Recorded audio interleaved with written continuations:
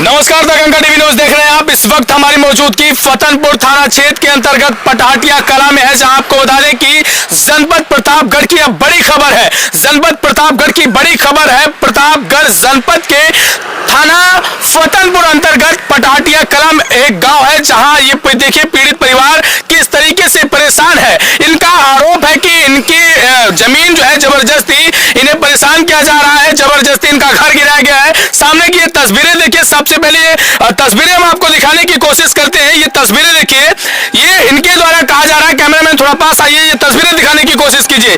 इनके द्वारा ये कहा जा रहा है कि साहब मुझे इस कदर परेशान किया गया है कि खुले आसमान में रहने को मैं मजबूर हूँ। ये तस्वीर देखिए, पूरी तरीके से ये परिवार जो है वो खुले आसमान में रहने को मजबूर है और ये टूटे फूटे ये देखिए घर का पूरी तरह से मलबा जो है वो इसी तरीके से अभी पूरी तरह से बिखरा पड़ा हुआ है। परिवार से जानने की कोशिश करते हैं आखिरकार क्या मामला है, क्या है पूरा मामला। भाई साहब, किस तरीके का मामला है, क्यों आपका परिवार खुले आसमान में रहने को अभी इस तरीके से मजबूर है? सर, मेरा घर मकान अधिकारी लोग मिलकर गिरा दिए हैं। सक्षम अधिकारी एसडीएम तहसीलदार लेखपाल कानून को ये सब लोगों ने मिलकर हमारा मकान को गिरा दिया है। क्या मामला है, क्या आखिरकार किस बात को लेकर ये विवाद उठा है? ये भी सर मेरा 1972 का 21/12/72 का सर मेरा जो है कि मुकदमा मेरा चकबंदी का आदेश भी है। उसके बाद भी ये लोग मकान गिरा दिए। विपक्षी से पैसा लेकर के मुसलमान लोग हैं जो कि दबंग है, वो लोग पैसा लेकर के हमारा मकान को गिरवा दिए।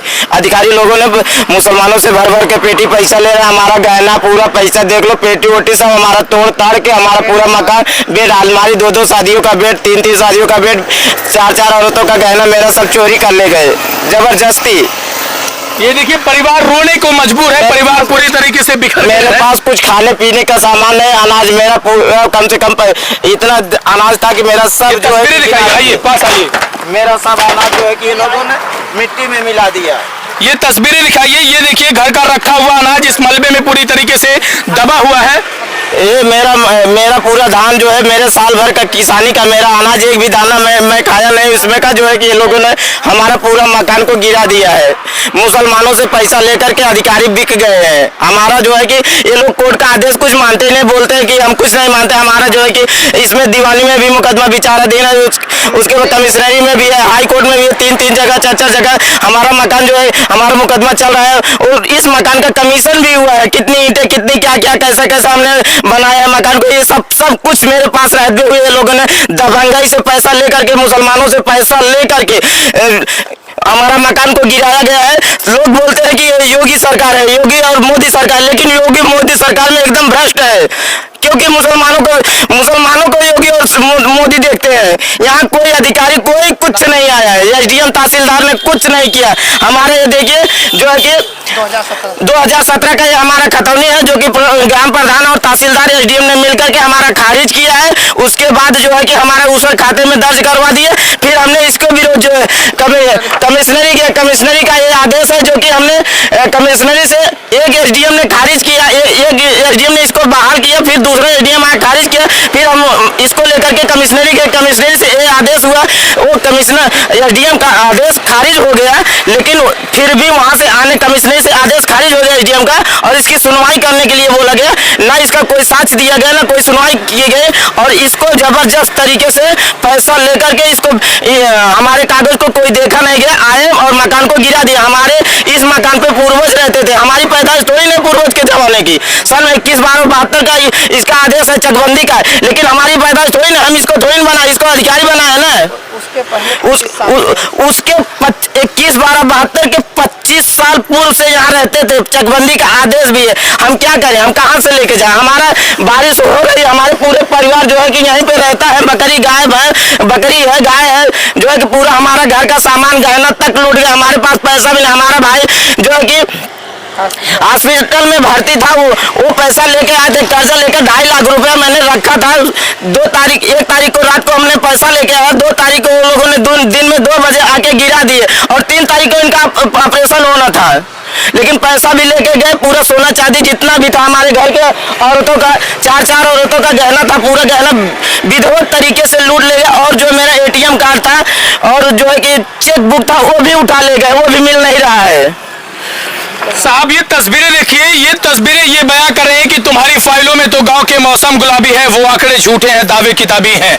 ये साहब ये तस्वीरों से कहीं ना कहीं आपको समझ में आ रहा होगा कि ये तस्वीरें चीख चीख कर क्या कह रही हैं। एक गरीब परिवार किस तरीके से गुहार लगा रहा है और कह रहा है कि साहब मुझे न्याय दीजिए, किसी भी तरीके से मेरा ये जो मलबा है, इस मलबे में दबा ये जो राशन है, ये आखिरकार मैं कहां से लाऊं। साहब ये तस्वीरें देखिए, इस दाने को देखिए, एक एक दाने के लिए परेशान परिवार हो गया है और पूरी तरीके से जितना भी जो सामान था इस घर के मलबे में दब गया है। आखिरकार इनका कसूर क्या है, मैं ये जानना चाहता हूँ, इनका कसूर क्या है, क्यों किस तरीके से इन्हें पहले नहीं बताया गया और पूरा मामला क्या है, मैं ये जानने की कोशिश करता हूँ। हमको दिया है, इसमें ना तो कोई तहसीलदार का सिग्नेचर है, ना किसी तहसीलदार का जो है कि इसमें मुहर है। हमारे फर्जी तरीके से जो है हमको नोटिस दिए हैं। अभी इसमें कह रहे हैं कि फर्जी नोटिस दी गई। हाँ, अगर सरकार का आखिरी फैसला होता तो इसमें उच्च न्यायालय का जो है कि मुहर रहती है और उच्च न्यायालय का सिग्नेचर रहता है, अधिकारी का सिग्नेचर रहता है और उच्च न्यायालय का मुहर रहती है। उच्च न्यायालय अपनी मुहर क्यों बनाया गया है? किसी का होलो मार्क तो रहता है, इस पे कुछ भी इसमें किसी का होलो मार्क नहीं है। सरकार को होलो मार्क कहाँ गया? अधिकारी क्यों स्टाम्प लेके बैठे हैं? अगर कोई बैनामा करते हैं तो अधिकारी अपना स्टाम्प क्यों लगाते हैं? इसमें क्यों अपना स्टाम्प नहीं लगाए? सिर्फ मुहर की बात ये कह रहे हैं, परिवार का आरोप है कि सिर्फ एक कागज दिया गया है, दस्तावेज। ये देखिए, यही कागज इनको दिया गया है। ये पिताजी जो है कि अनपढ़ गंवारा और इनको बोले कि यहाँ से जितनी जल्दी हो भाग जाओ, नहीं तो जिस तरह हम तुम्हारा मकान को ध्वस्त करें इसी तरह तुमको हम मिट्टी में दबवा देंगे। ये मुसलमानों का आरोप है। ये मुसलमानों ने आके खुद रात में यहाँ कहते हैं, रोज आके कहते हैं, दूसरे तीसरे दिन यहाँ आते रहते हैं, हम लोगों को धमकी देते हैं, रात में आते हैं, हम खुले आसमान में रहते हैं, हम जाए तो कहाँ जाए?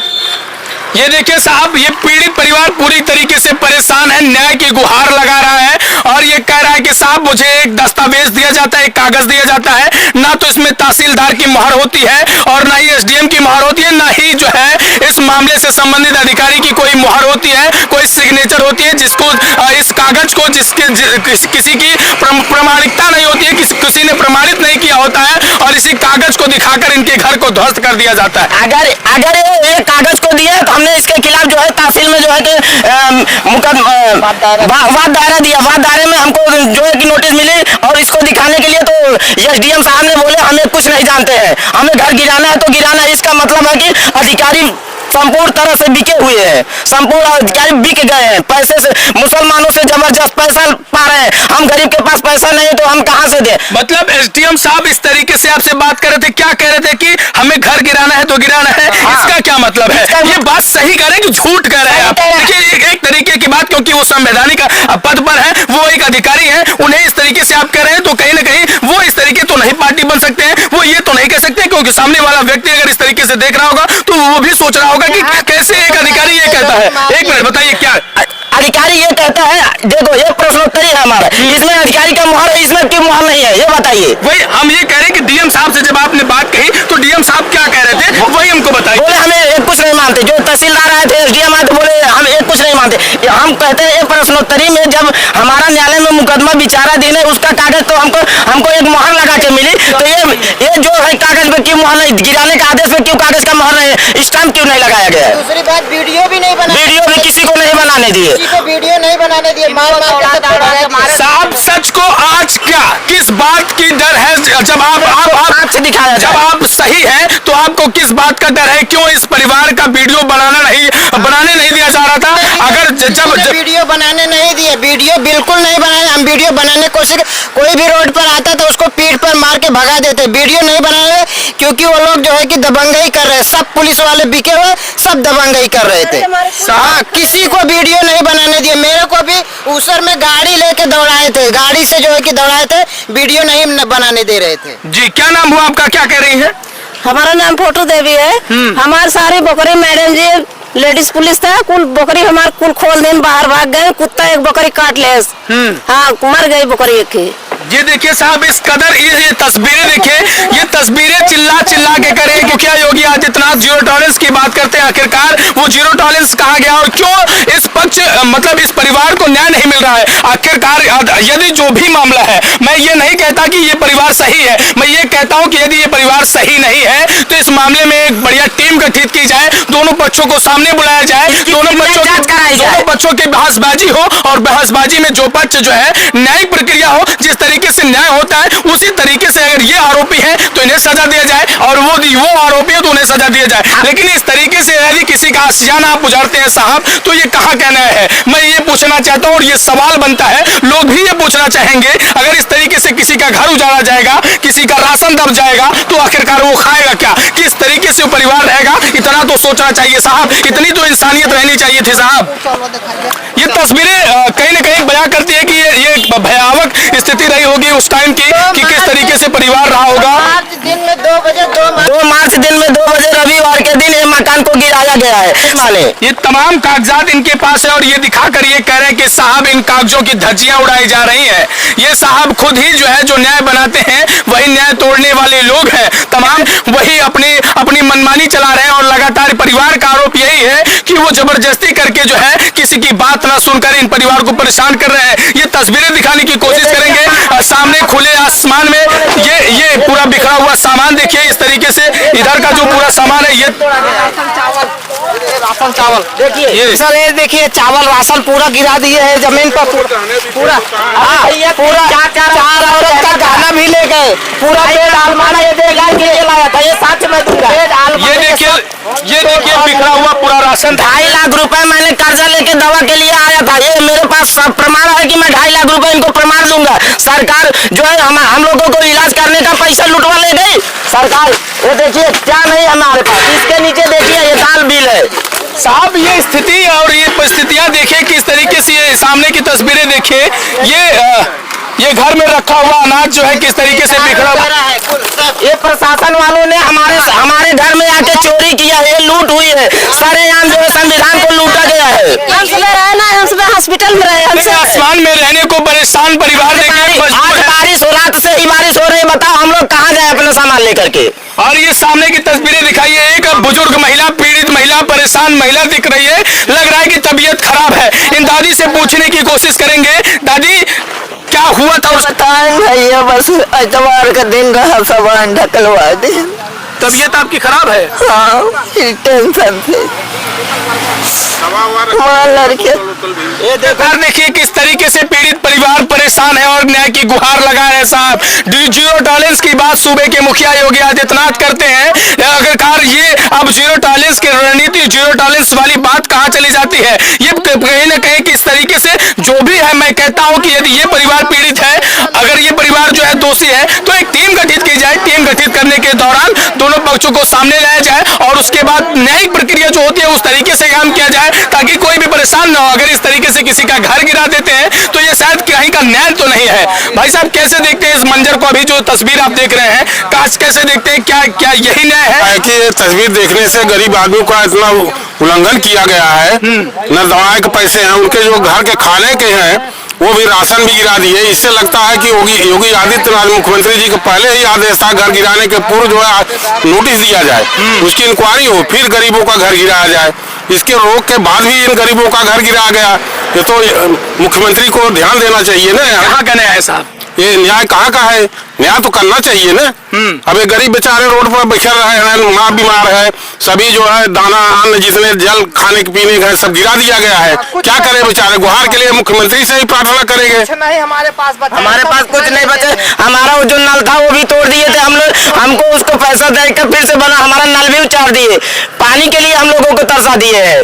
ये लूट रहे तो क्या है? सरकार बोलती है कि हम गरीबों के हित के लिए काम करते हैं, सरकार गरीबों के हित के लिए काम करते हैं, लेकिन उनके अधिकारी क्यों ऐसा काम नहीं करते? अधिकारी तो पैसा लेकर के बिक जाते हैं।